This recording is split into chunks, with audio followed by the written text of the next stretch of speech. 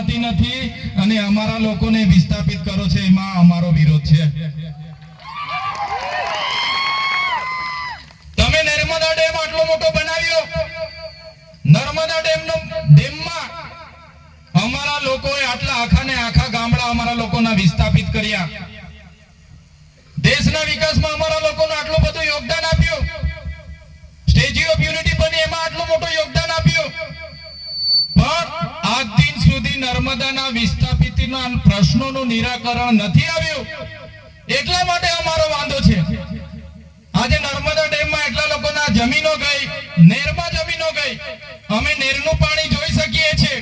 નેરનું પાણી કચ્છ સુધી લઈ જતા છો, તમે કાશ્મીર સુધી લઈ જાવ, અમને વાંધો નથી. તમે કાશ્મીર સુધી લઈ જાવ, અમને વાંધો નથી. પણ જે લોકોએ નર્મદા ડેમમાં જમીનો આપ્યા છે એ આજે પણ પાણીથી તરસે છે. એમને કેમ પાણી નથી આપવામાં આવતું? એના માટે આજે આ જનસંમતિ છે, એના માટે આપણે ભેગા થવું પડશે. સરકારોને પણ કહેવા માંગીએ છીએ, આ નર્મદા ડેમમાં અમારા લોકોનું યોગદાન છે. જો અમારા લોકોને નર્મદાનું પાણી આવનારા દિવસોમાં નહીં મળશે તો આ જાહેર મંચ પરથી કહેવા માંગીએ છીએ, જો અમારા લોકોને નર્મદા ડેમનું સિંચાઈનું પાણી નહીં આપવામાં આવશે, આવનારા દિવસોમાં નર્મદા કેનાલ પણ અમે બંધ કરાવી દઈશું. દુનિયાની સૌથી મોટી પ્રતિમા અહીંયા તમે મૂકી દીધી છે.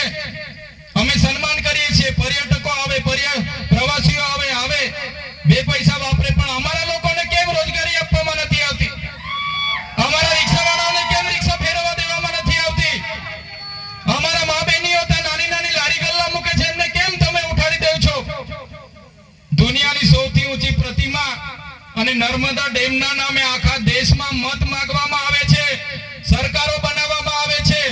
પણ આ કેવડિયામાં આપણા બાળકો માટે સ્કૂલ બનાવવા માટે 2 વર્ષથી અમે આંદોલન કરીએ છીએ, પણ સરકારને સ્કૂલ બનાવવામાં જરાય રસ નથી.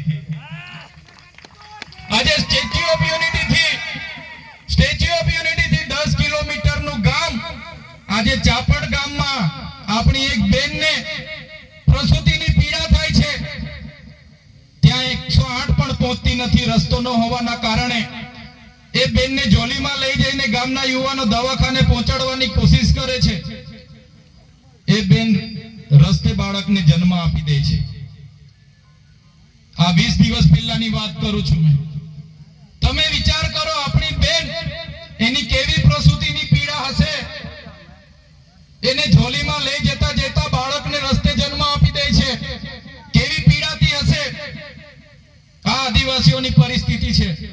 2 મહિના પહેલા આ તુરખેડા ગામની બેન, સ્ટેચ્યુ ઓફ યુનિટી થી 15 કિલોમીટર તુરખેડા ગામ, એ બેનને પ્રસૂતિની પીડા ઉપડે છે. ગામના યુવાનો જોલીમાં લાખીને લઈ જાય છે, કેમ કે ત્યાં 108 નહોતી પહોંચતી, રસ્તો નહોતો. એ બેન રસ્તે જતા પ્રસૂતિની પીડાથી બાળકને જન્મ આપીને મરી જાય છે. આ આદિવાસીની પીડા છે. આ આદિવાસી આજે પણ આ હાલત છે આદિવાસીની. ત્યારે અમને દુઃખ થાય છે. આજે અમે તમારી વચ્ચે આવ્યા છે, કોઈ પાર્ટીના ધારાસભ્ય તરીકે નથી આવ્યા.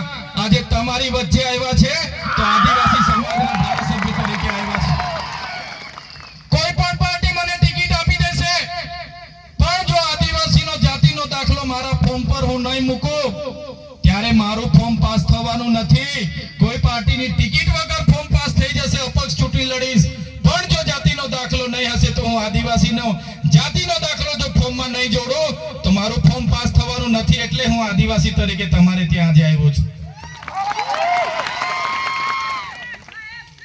અમારા આદિવાસીનો ઇતિહાસ ગૌરવશાળી છે. સિંધુ ખીણની સંસ્કૃતિનો ઇતિહાસ તમે વાંચી લેજો. હડપ્પા સભ્યતા સંસ્કૃતિનો ઇતિહાસ વાંચી લેજો. હજારો વર્ષ પૂર્વી, ધર્મ પૂર્વી આદિવાસી સંસ્કૃતિનો ઇતિહાસ છે. તમે રામાયણ ઉઠાડીને વાંચજો. સબરી ભીલનો જે વાત આવે છે, નિષાદ દાદાની જે વાત આવે છે, રાજા આદિવાસી ભીલ હતા. તમે મહાભારત ઉઠાવીને વાંચી લેજો. મહાભારતમાં જે અંગૂઠો કાપીને આપનાર એકલવ્ય આદિવાસી હતા. તમે મહારાણા પ્રતાપનો ઇતિહાસ વાંચી લેજો.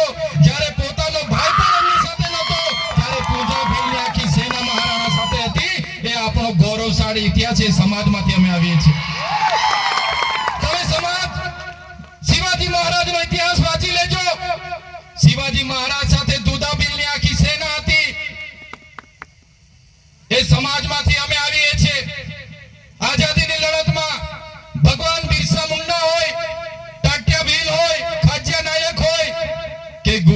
છોડીને ગીરી હોય, આઝાદીની લડતમાં પણ આદિવાસીઓ અમારા પૂર્વજો એટલું બધું યોગદાન આપ્યું છે.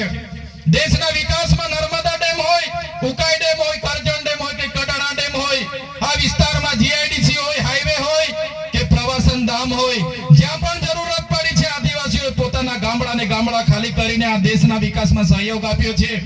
પણ જ્યારે આદિવાસી વિસ્તારોમાં આઝાદીના 78 વર્ષ પછી પણ આજે શિક્ષકો માટે આંદોલન કરવું પડે, આજે શાળા માટે આંદોલન કરવું પડે, આજે રસ્તા માટે આંદોલન કરવું પડે, આજે રોજગારી માટે આંદોલન કરવું પડે, આજે પીવાના પાણી અને સિંચાઈના પાણી માટે આંદોલન કરવું પડે, તો આ સરકારોને અમે કહેવા માંગીએ છીએ, અમે વિધાનસભા સંસદ સભા જીતવા નહીં, અમને દેશનું 29મું રાજ્ય બનાવવા માટે આગળ આવી રહ્યા છે.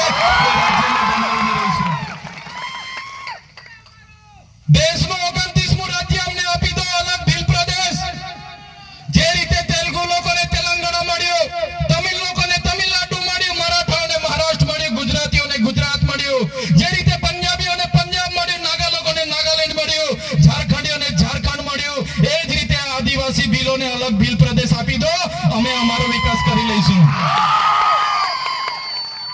જે રીતે 1997માં ભરૂચમાંથી નર્મદા છૂટું પડ્યું, આજે જિલ્લાનો હેડક્વાર્ટર રાજપીપળા આવ્યું તો આપણે બધા નર્મદા વાળાને ફાયદો થયો કે નહીં થયો? આજે વડોદરામાંથી છોટાઉદેપુર છૂટું પડ્યું, છોટાઉદેપુર વાળાને ફાયદો થયો કે નહીં થયો? એ જ રીતે દેશનું 29મું રાજ્ય ભીલ પ્રદેશ રાજ્ય અમને આપી દો, એની રાજધાની અમે કેવડિયા બનાવીશું ને આદિવાસીઓનો વિકાસ કરીશું.